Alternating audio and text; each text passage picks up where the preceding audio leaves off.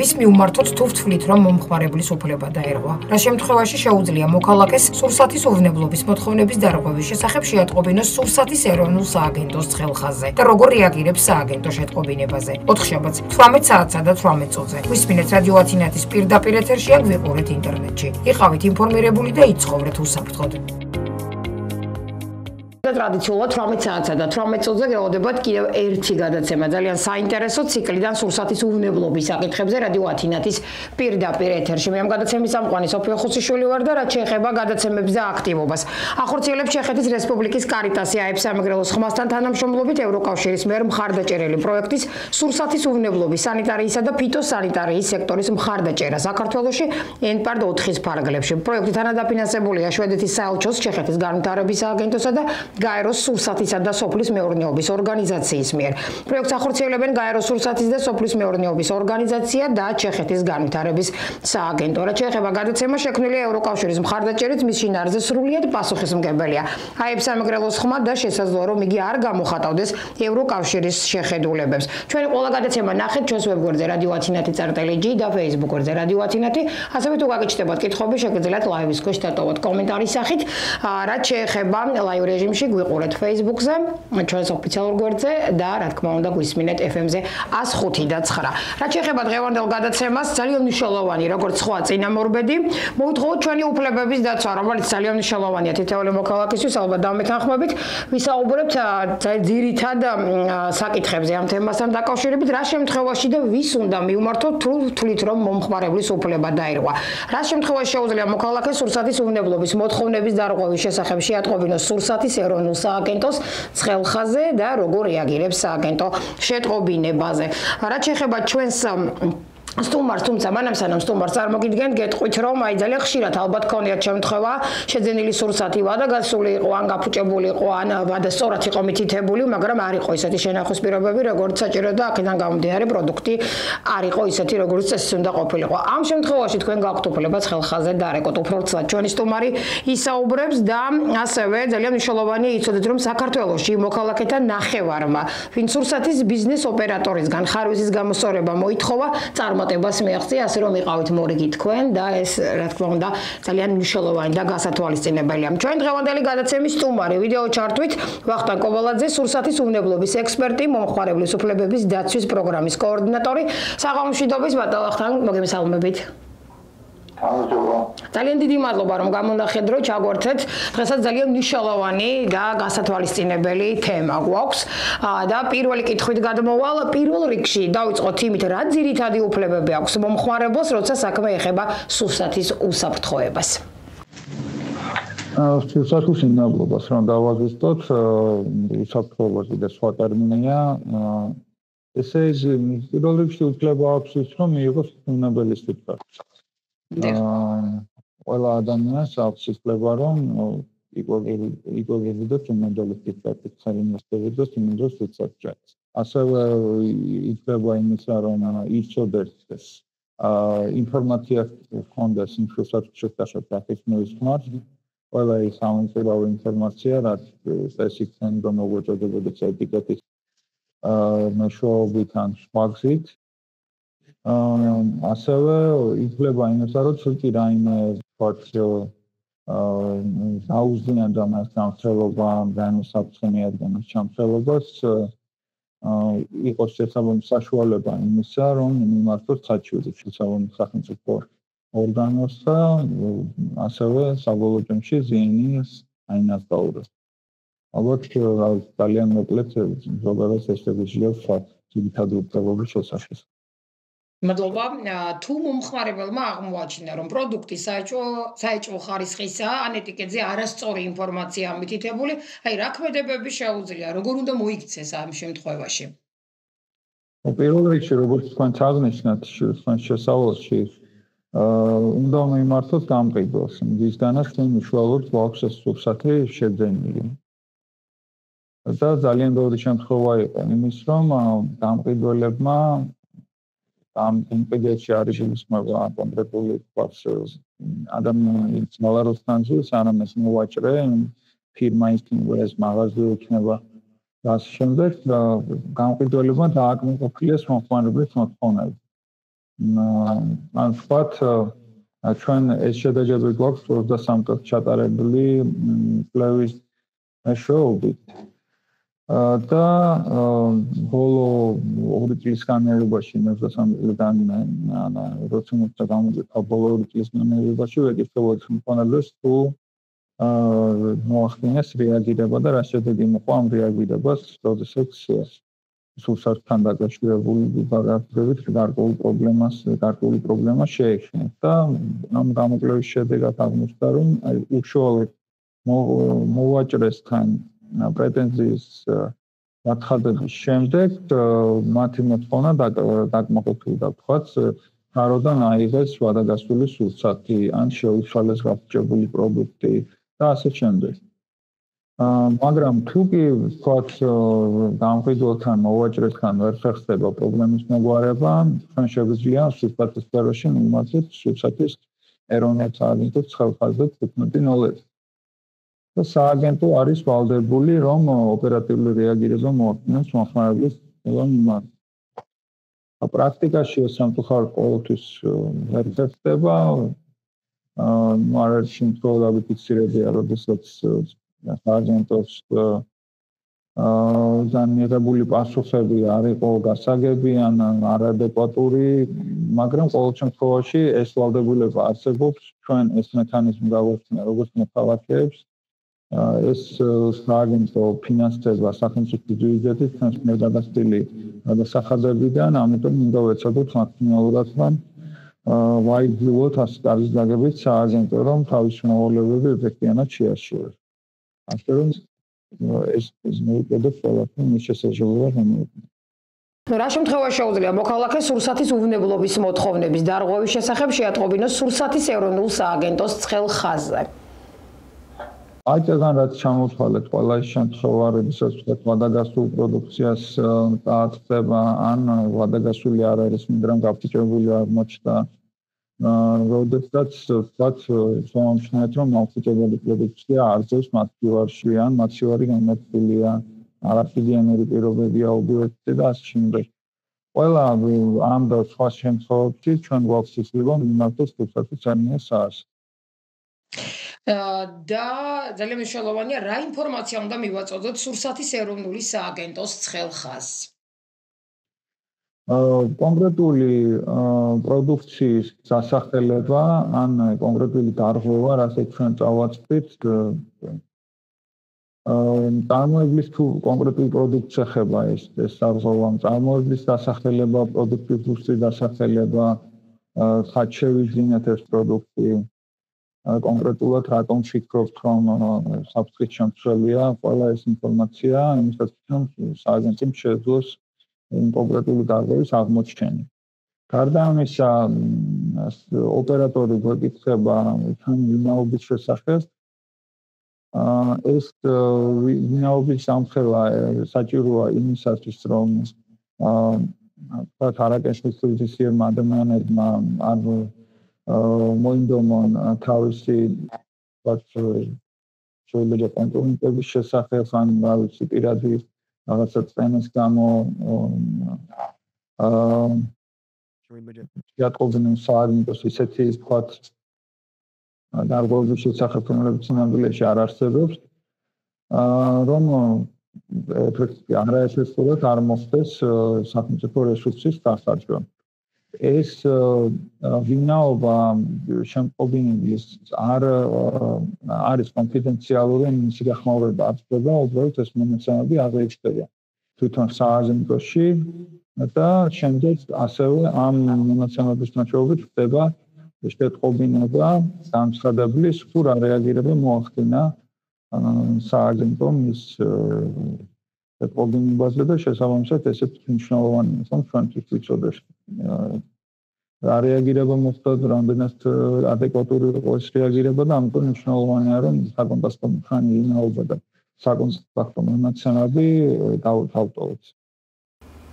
რა თქვენ არაერთი, ასე ვთქვათ, მიზეზი ახსენეთ ამისა, მაგრამ უფრო დავაკონკრეტოთ, აი რატომ არის სასურველი და აუცილებელიც კი ამ ინფორმაციის დეტალებში მიწოდება? დაუშვათ ჩვენ შევიძინეთ რაღაცა კონკრეტული რომელიღაცა ბრენდის პროდუქტი, ხო? არ მინდა ხარ იმ ბრენდი დავასახელო. რაღაც რასაც ხშირად შეიძლება ხოლმე. მაგრამ არ ვიცით აი გამოშვების თარიღი. ამას გადავაგდოთ დაუშვათ შეფშო და არ ვიცით გამოშვების თარიღი. ამ ბრენდს ხომ შეიძლება ყოველდღურად უშვებს ეს ბრენდი, ეს წარმოებელი ძალიან დიდი რაოდენობით პროდუქციას.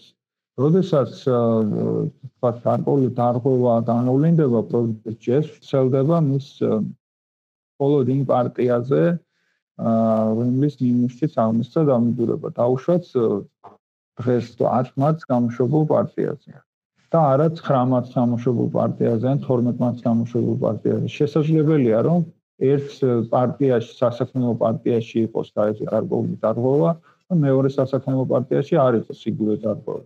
ამიტომ მნიშვნელოვანია ესეთი დეტალებისთვის ყურადღების მიქცევა.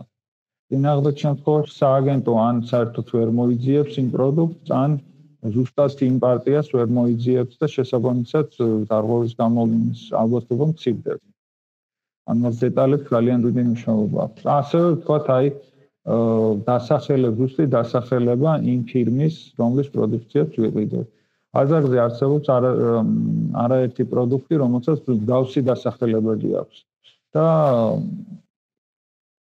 შეიძლება რაღაც მცირე ნიუანსებით იყოს განსხვავებული ესეთის დასახელებები.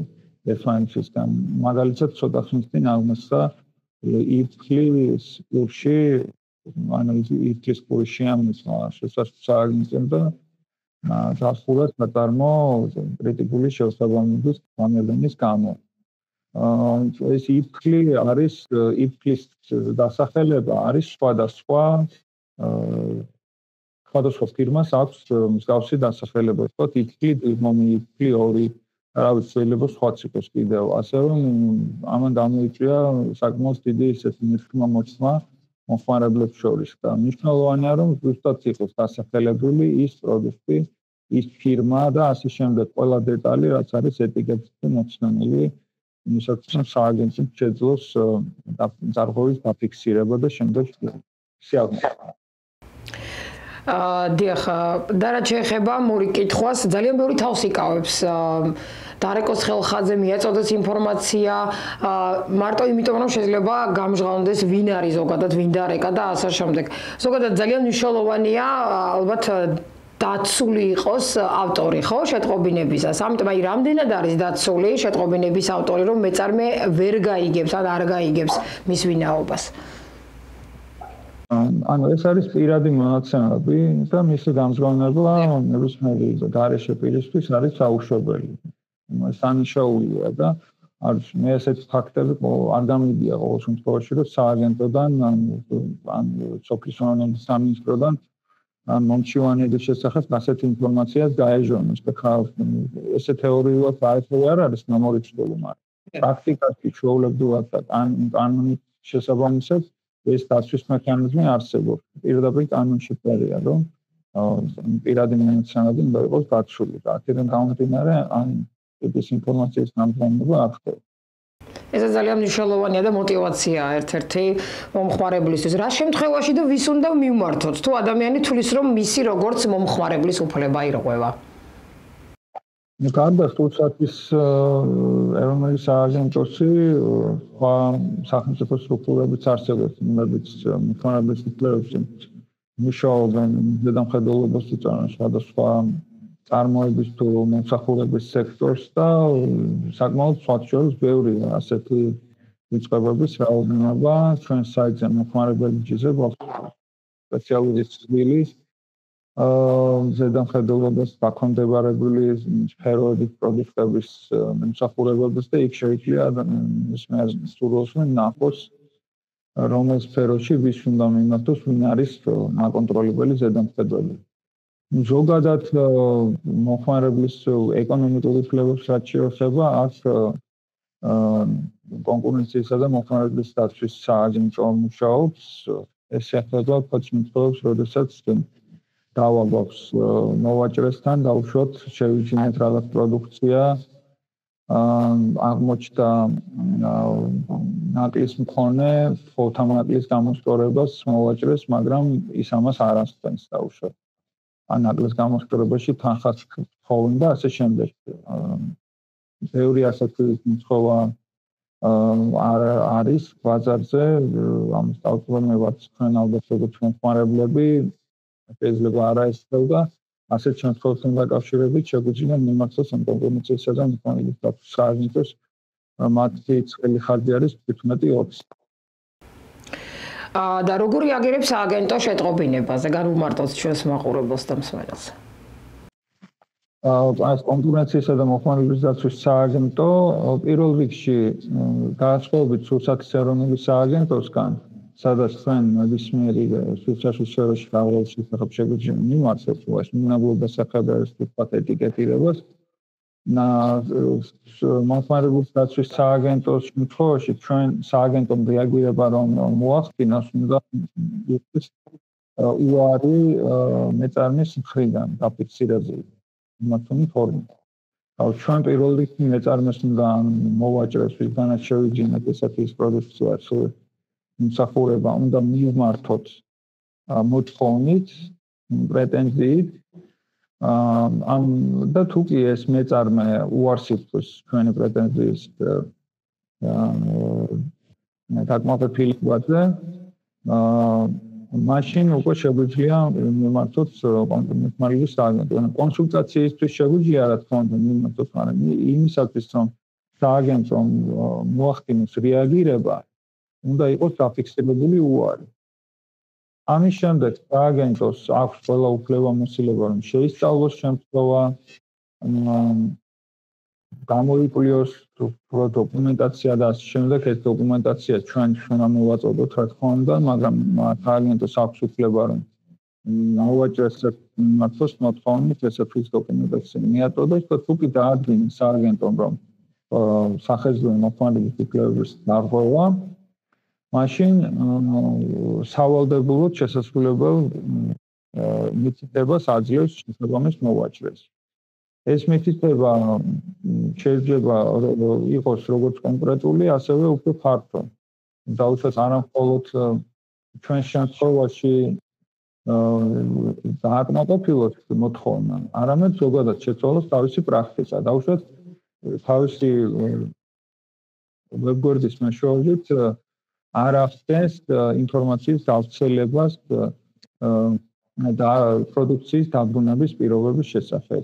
ან ყველა იმ საჭირო ინფორმაციას არ აწვდის მომხმარებელს, რაც მისთვის აუცილებელია ინფორმირებული არჩევნების გასაკეთებლად შესაბამის პროდუქციის შესახებ და ასე შემდეგ. ანუ ჩვენ ფაქტიურად ჩვენი მიმართვით სააგენტოსთვის არა მხოლოდ პირადად ჩვენს პრობლემის მოვაგვარებთ, არამედ